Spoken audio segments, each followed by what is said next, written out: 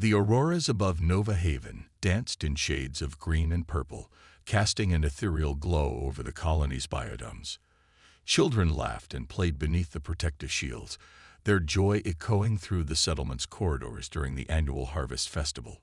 Through the transparent panels, the binary stars of the Centauri system painted the sky in perpetual twilight, a reminder of humanity's achievement in establishing their first extrasolar colony. Dr. Sarah Morrison watched her daughter Emily chase holographic butterflies with other children, their small forms darting between stands of hydroponically grown wheat and corn. At 12, Emily represented the first generation of humans born beyond Earth's solar system. The thought filled Sarah with pride and hope for humanity's future among the stars. Beautiful sight, isn't it? Thomas Chen, Nova Haven's chief of security, stepped beside her at the observation deck. Hard to believe it's been 15 years since we established the colony. Sarah nodded, her eyes still following Emily's movements. Sometimes I forget we're 30 light years from Earth. The children make it feel like home. Warning klaxons shattered the peaceful moment. Red emergency lights pulsed through the colony's corridors as Chen's comm unit erupted with urgent reports. Sarah's heart stopped as massive shadows fell across the biodomes, shadows that shouldn't exist in a binary star system. Multiple unknown vessels detected. Chen's voice carried the sharp edge of professional alarm. All civilians to emergency shelters immediately. The ships that appeared above Nova Haven defied conventional design. Their hulls seemed to absorb light rather than reflect it, creating void-black silhouettes against the aurora-lit sky. No communication attempts, no warnings, just the sudden, overwhelming presence of an alien armada. Sarah ran toward the children's section of the biodome, her heart pounding. The first energy blast from the alien ship struck before she could reach Emily. The protective shields, designed to withstand solar radiation and micrometeorites, offered no resistance against weapons that seemed to bend the laws of physics themselves. The blast wave threw Sarah backward as superheated air rushed through the breach. Emergency force fields snapped into place, but not before dozens of colonists were exposed to the vacuum. Through tears and smoke, she saw Emily and a group of children being rushed toward a shelter entrance by their teachers. Then the second wave hit. The Craxis Empire, as humanity would later learn to call them, didn't seek surrender or resources or territory. Their attack on Nova Haven appeared to serve a single purpose: to demonstrate their absolute technological superiority through the systematic destruction of humanity's proudest achievement beyond Earth. Chen's security forces mounted a desperate defense, their railguns and plasma cannons seemingly insignificant against the alien vessels. Yet they fought, buying time with their lives as evacuation ships launched from the colony's underground base. Sarah found herself dragged toward one of these ships by emergency responders, her voice raw from screaming Emily's name. The last thing she saw before the evacuation ship's doors sealed was the central biodome collapsing, its structural supports melting under sustained alien fire. Of the 15,000 colonists of Nova Haven, only 3,000 survived the initial attack. Emily Morrison was not among them. The news reached Earth 18 hours later, carried by quantum entanglement communicators, technology that had been considered purely theoretical just decades earlier. The response from humanity's homeworld was immediate and unprecedented. Within 24 hours, the United Earth Defense Council convened an emergency session. Admiral Helena Rivera, her face grave on vid screens worldwide, delivered a message that would mark a turning point in human history. The attack on Nova Haven was not just an act of war, it was an attempt to demonstrate our insignificance. Our response will show these aggressors a fundamental truth about humanity. We are at our most dangerous when protecting our children. From this moment forward, every resource, every innovation, and every ounce of human determination will be directed toward a single goal: ensuring that no human child ever again faces the threat we witnessed at Nova Haven. As the surviving evacuation ships made their way back to Earth, humanity began its transformation. Research facilities worldwide shifted focus to military applications.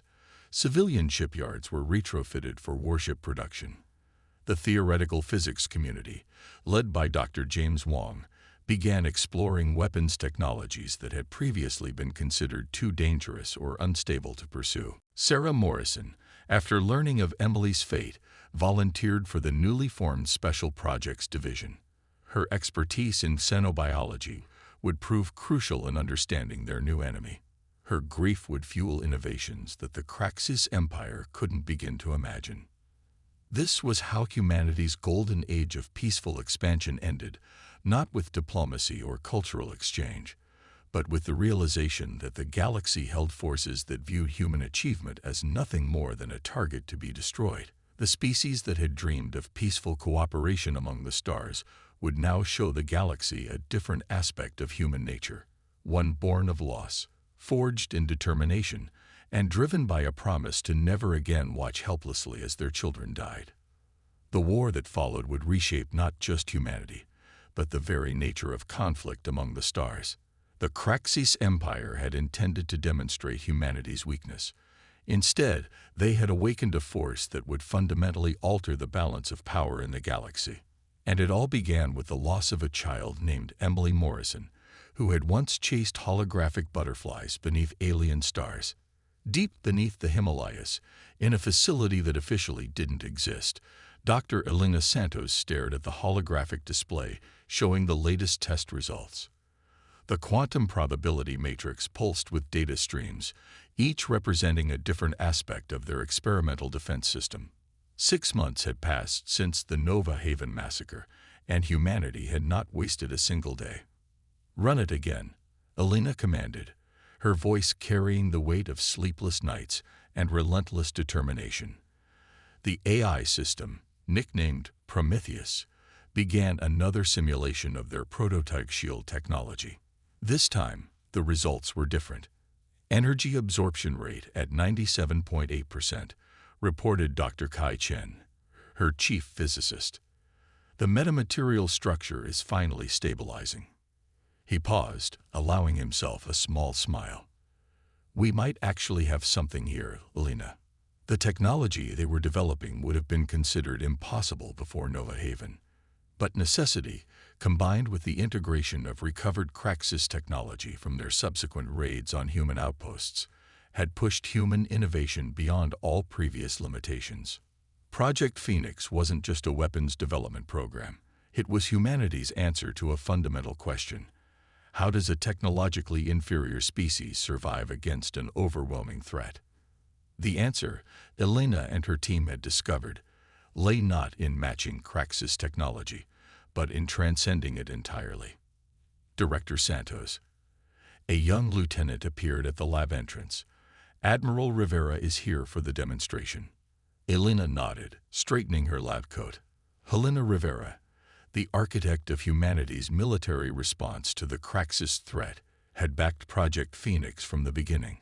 Her support had been crucial in securing the resources needed for their radical approach to defense technology. The Admiral entered the lab, her presence commanding immediate attention. Despite her military bearing, Rivera's eyes held the same haunted look that Elena saw in every survivor of Nova Haven. The loss of so many children had left an indelible mark on humanity's collective psyche. "Show me what you've got, Doctor," Rivera said, skipping any pleasantries. Elena gestured to the central testing chamber, where a small sphere of what appeared to be liquid metal hung suspended in a containment field. "We call it the Aegis Matrix. It's a quantum-entangled network of self-replicating nanomaterials that can adapt to any form of energy weapon we've encountered." She nodded to Kai, who initiated the demonstration sequence. A modified Craxus energy weapon, salvaged from a recent skirmish, fired at the sphere. Instead of deflecting or absorbing the blast, the Aegis Matrix seemed to consume it, its surface rippling like mercury as it incorporated the enemy weapon's energy signature into its own structure. The key breakthrough, Elena explained, wasn't in trying to block their attacks, but in learning to evolve in response to them. Each hit makes the shield stronger, more adaptive. It learns. Rivera watched intently as the demonstration continued. "And you're certain this can be scaled up to protect our ships?" We've already begun production of the first ship-scale prototype, Elena confirmed. But the Aegis Matrix is just the beginning. She led the Admiral to another section of the lab, where dozens of researchers worked on various aspects of Project Phoenix. This is what we call the Ghost Protocol, Elena continued, bringing up a new holographic display. A combination of quantum field manipulation and artificial intelligence that doesn't just make our ships invisible, it makes them impossible to predict. The Craxis rely heavily on predictive algorithms in their targeting systems. We're going to use that against them. The display showed a simulation of a human vessel seemingly phasing in and out of reality, its movements defying conventional physics. By the time their systems calculate where our ships should be, they'll already be somewhere else entirely. And the offensive capabilities? Rivera asked, her expression intense. Elena's expression darkened slightly. We've developed something we call the Prometheus cannon. It doesn't just target their ships, it targets the laws of physics themselves within a localized area. The results? She paused, choosing her words carefully. Let's just say that space itself becomes hostile to their technology. The implications weren't lost on Rivera. Project Phoenix wasn't just developing weapons, it was rewriting the rules of warfare itself. The Admiral studied the various displays, her military mind already formulating strategies around these new capabilities. How soon? She asked simply. The first Ghost Protocol ships can begin trials within 2 months. The Aegis Matrix can be implemented across the fleet within 4. The Prometheus cannon. Elena glanced at her team. That's going to take longer to perfect. Its power requirements are astronomical, and there are still some stability issues to resolve. Rivera nodded, understanding the unspoken message. They were pushing the boundaries of known science, and there were risks involved. But after Nova Haven, the greater risk was in not pushing far enough. One more thing, Elena added, leading Rivera to a sealed chamber at the back of the lab. Inside, a team of researchers worked with what appeared to be biological material.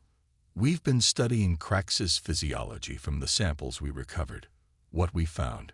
She activated a screen showing cellular-level images. Their neural architecture has a peculiar vulnerability. We're developing something that could exploit it. Rivera's eyes widened as she understood the implications. Psychological warfare. More than that, Elena replied. A way to make them experience what we felt at Nova Haven. Not just fear, understanding. They're about to learn that humanity's greatest weapon isn't our technology. She met Rivera's gaze. It's our capacity to turn grief into determination, and determination into innovation. As Elena concluded her presentation, alerts began flashing across the facility's communication systems. A Craxis fleet had been detected approaching the Proxima Centauri colony. This would be the first real test of humanity's new defenses. How many ships can we equip with the Aegis Matrix before they arrive? Rivera asked, already shifting into tactical mode. 3. Elena answered without hesitation. Not enough to stop their fleet, but enough to show them that everything changed the day they attacked Nova Haven. Rivera nodded grimly. Make it happen, Doctor. It's time to show the Craxis Empire that they didn't just awaken a sleeping giant. They created one. As the Admiral departed, Elena returned to her work with renewed focus. The ghosts of Nova Haven's children seemed to watch over their efforts, silent witnesses to humanity's transformation from victims to innovators of technologies that would reshape the galaxy's understanding of what humans were capable of when pushed too far. Captain James Chen stood on the bridge of the HSS Revenant, watching his crew prepare for humanity's first major offensive against the Craxis Empire. The ship hummed with an eerie resonance, a side effect of the Ghost Protocol that made even veteran spacers uncomfortable. It felt as though reality itself was uncertain about their existence. Ghost Fleet, sound off, Chen commanded, his voice steady despite the weight of their mission. Hess Phantom, ready. Commander Sarah Morrison's voice crackled through the quantum comm. Chen knew her story. She had lost her daughter at Nova Haven. Now she commanded one of the 3 prototype vessels equipped with humanity's most advanced technology. Hess Spectre ready. Captain David Rodriguez, formerly of Earth's asteroid mining fleet, had adapted quickly to the new technology.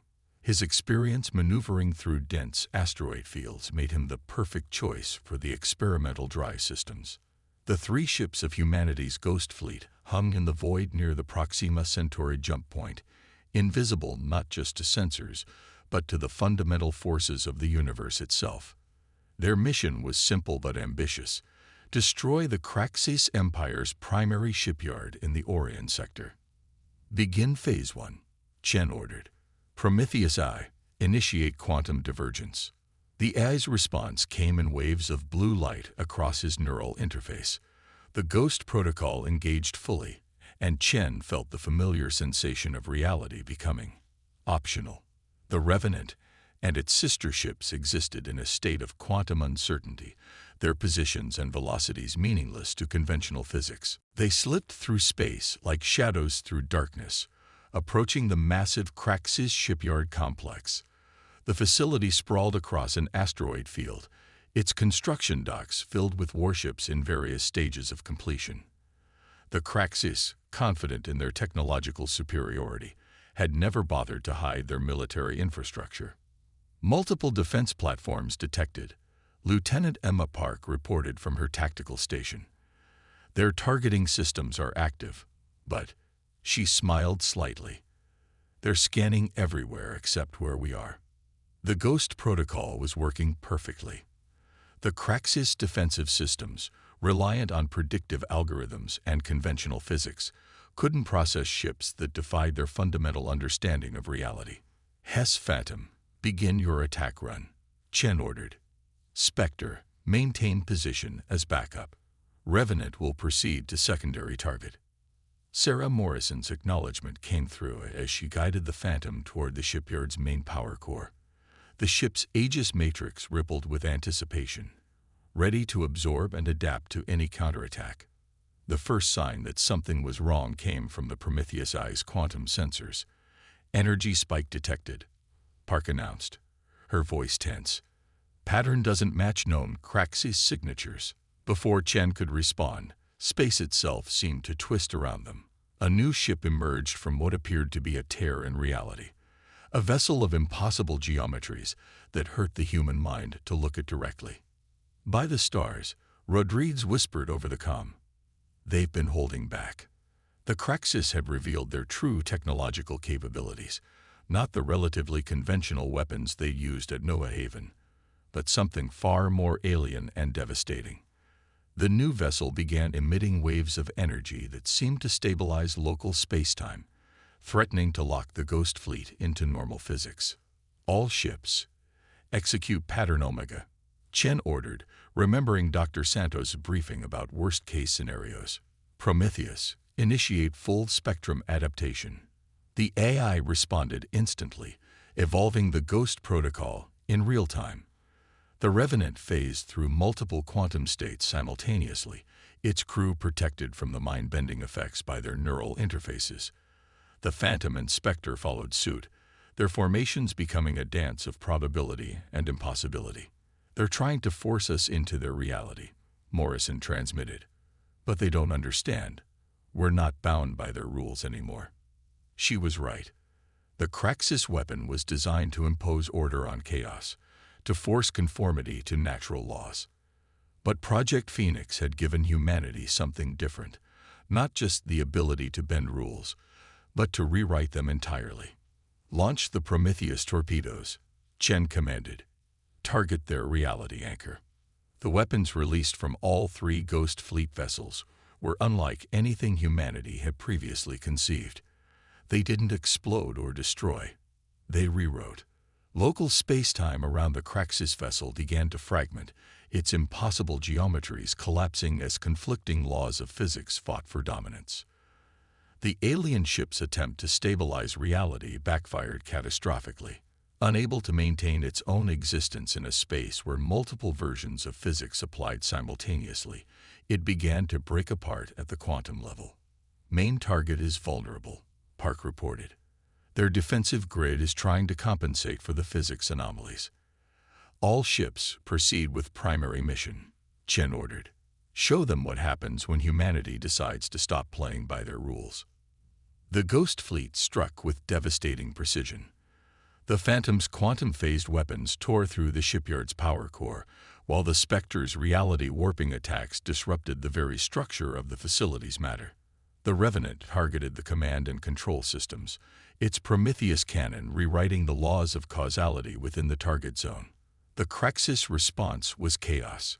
Their weapons, designed to work within the boundaries of known physics, proved useless against ships that could choose which laws of nature to obey. Their advanced predictive systems, unable to calculate the position of vessels that existed in multiple states simultaneously, could not establish target locks. As the shipyard began to break apart, Chen received a transmission from Earth Command. Admiral Rivera's hologram appeared on his bridge, her expression a mixture of triumph and grim satisfaction. The Kraxis Empire just sent an emergency transmission to all their forces, she reported. They're calling for an immediate cessation of hostilities and requesting diplomatic contact. Chen watched as the massive facility continued its collapse, a monument to arrogance being undone by human ingenuity. They're afraid, he realized aloud. They should be. Morrison's voice came through, cold and clear. They thought they were gods among the stars, that their technology made them invincible. We just showed them that humanity's greatest strength isn't our weapons or our ships. It's our ability to transform, Rodriguez added, to take our losses, our pain, our grief, and forge them into something unprecedented. As the Ghost Fleet prepared to return home, Chen thought about how far humanity had come since Nova Haven. They had entered the galactic stage as peaceful explorers, been brutally awakened to its dangers, and emerged as something entirely new, a species that could rewrite the rules of reality itself. The war wasn't over, but its nature had fundamentally changed. The Kraxis Empire had finally realized what they had awakened in humanity, not just a technological rival, but a force of evolution itself, driven by the most powerful motivation in human history: the determination to protect their children's future among the stars. Admiral Helena Rivera stood before the holographic display in Earth Command's strategic center, watching as hundreds of human vessels materialized across Kraxis space.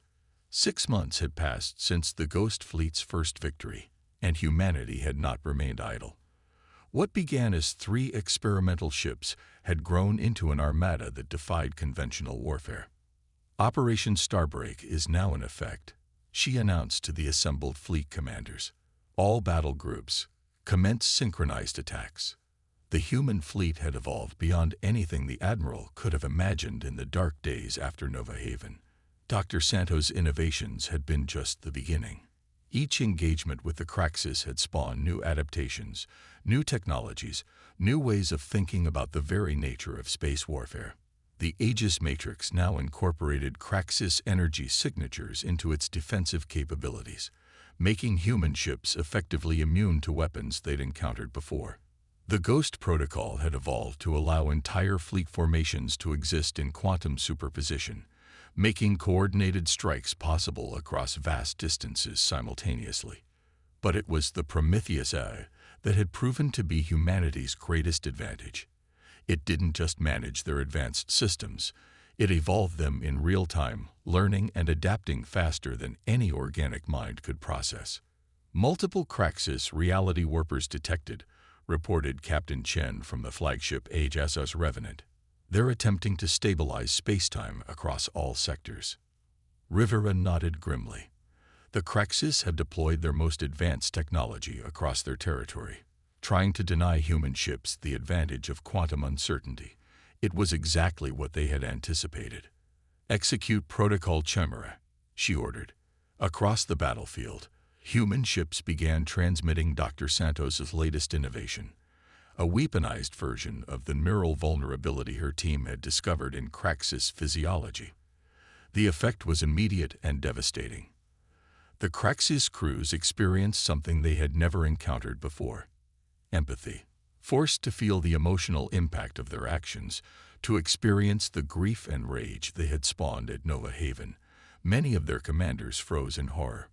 Craxus fleet cohesion is breaking down, Sarah Morrison reported from the HSS Phantom. Their reality anchors are destabilizing. Rivera watched as the carefully coordinated attack unfolded. Human ships struck at key strategic targets across Craxus space, shipyards, command centers, fortress worlds. But they weren't just destroying infrastructure. They were dismantling the very foundations of Craxus society. New contact. The alert came from multiple sectors simultaneously. Massive energy signatures. They're unlike anything we've seen before. From the depths of Craxus space emerged vessels that dwarfed even their largest battleships. Living ships, Rivera realized with the start.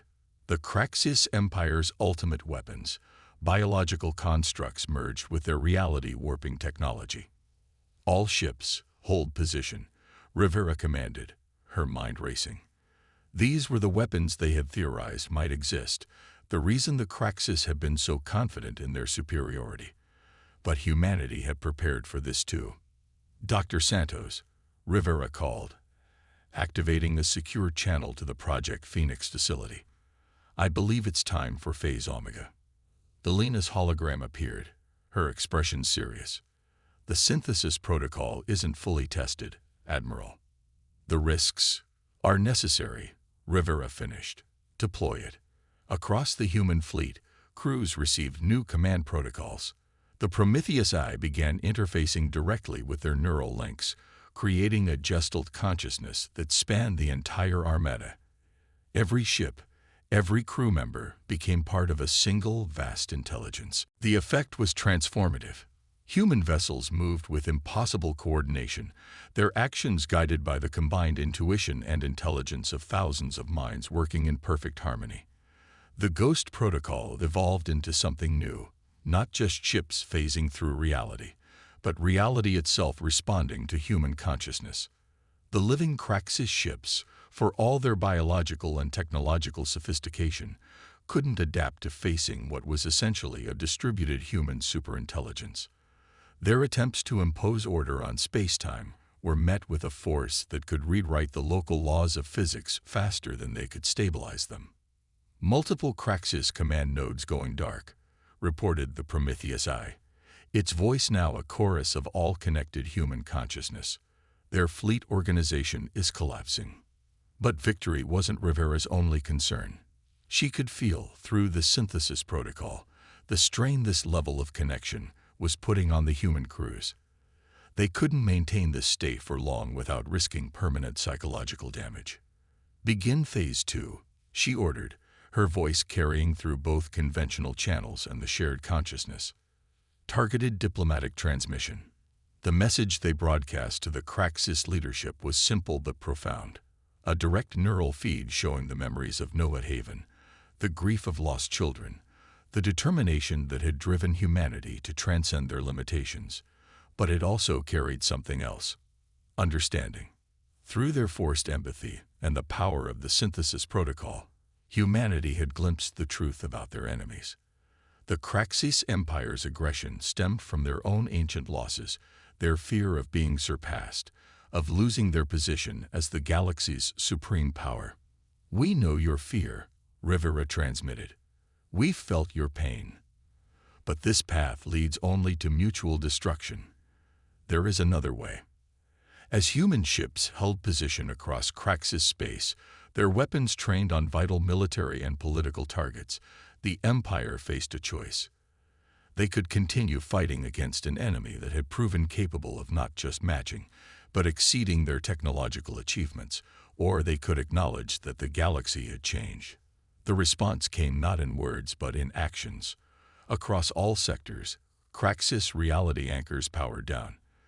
Their living ships withdrew to their home systems. The empire that had thought itself invincible had finally encountered a force that made them question their assumptions about their place in the universe. As the synthesis protocol was gradually disengaged, Rivera felt the individual consciousness of her crews returning. They had won not just through superior technology or strategy, but through humanity's unique ability to understand, adapt, and transcend its limitations. "Send word to Earth," she ordered, her voice carrying the weight of history. "The Craxus Empire has stood down. Begin preparations for diplomatic contact." The war wasn't over. There would be negotiations, reparations, fundamental changes to the balance of power in the galaxy. But humanity had proven something extraordinary. When pushed to protect their children's future, they could evolve beyond anyone's expectations, even their own. As the fleet regrouped, Rivera thought of Nova Haven, of Emily Morrison, of all the losses that had driven them to this point. Their sacrifice had led not just to victory, but to a transformation of both humanity and their adversaries. The galaxy would never be the same, and perhaps that was exactly what it needed. 1 year after the Craxus Empire's surrender, the Nova Haven Memorial Station hung in orbit above Earth, its quantum crystalline structure reflecting the light of humanity's home star. Dr. Sarah Morrison stood in the central chamber, watching as representatives from both species gathered for the signing of the Galactic Concordat. The station's design incorporated both human and Craxus technology, a physical symbol of how far both civilizations had come since the tragic days of the first contact. Its walls could shift between normal space and quantum uncertainty, while its core contained a living computer that merged Craxus biological engineering with human AI innovation. "It's time," Admiral Rivera said softly, approaching Sarah. They had both aged during the war, their faces marked by the weight of decisions that had reshaped the galaxy. But today, there was something else in their expressions. The Craxus delegation entered the chamber, led by Supreme Archon Vex Terra. The alien leader's iridescent scales had dulled with age, but their eyes held a wisdom that hadn't existed before humanity's unprecedented resistance and eventual victory. Dr. Elena Santos, now director of the Interspecies Technology Exchange, activated the station's neural interface. The gathered representatives, human and Craxus alike, felt their consciousness expand as the synthesis protocol created a limited joining of minds.